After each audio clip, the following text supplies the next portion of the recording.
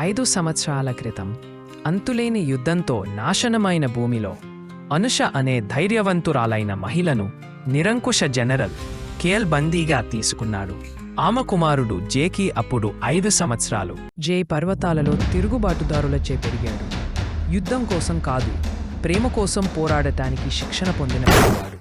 తన తల్లి కోసం ఒక వార్త వచ్చింది.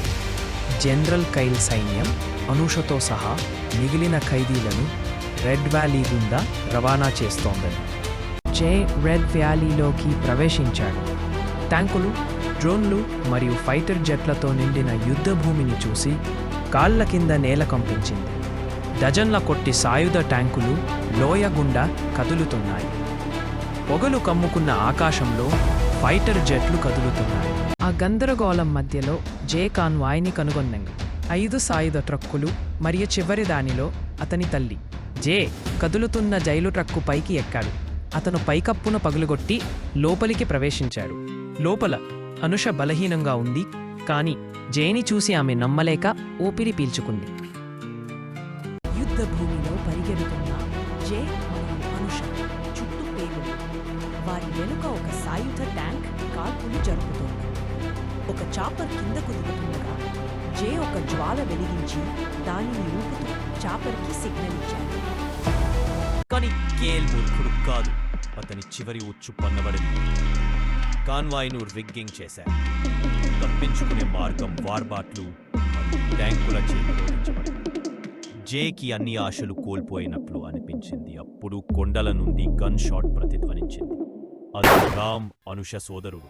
ఒకప్పుడు చనిపోయాడని అనుకున్నాడు. తిరుగుబాటు లీడర్గా తిరిగి వచ్చాడు. మరియు అతను ఒంటరివాడు కాదు. అతని వెనుక తిరుగుబాటు దళం రామ్ తలపై రాకెట్స్ మరియు ఈఎంపీలను ప్రయోగిస్తారు. ఫైటర్ జెట్లు తలపైకి ఢీకొంటాయి.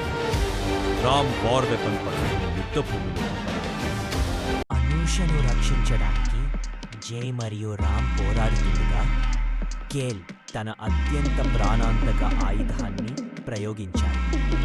వైమానిక డ్రోన్లు మరియు జ్వాల ట్యాంకులతో కూడిన మెక్ ట్రూపర్లతో యుద్ధభూమి భయంకరంగా మారింది. But red and blue stripes from the sky.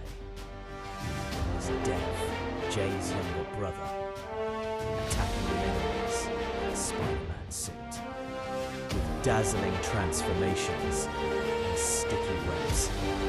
Dev shut down the drones from his family, managing to escape badly. Kotta hero vachadu.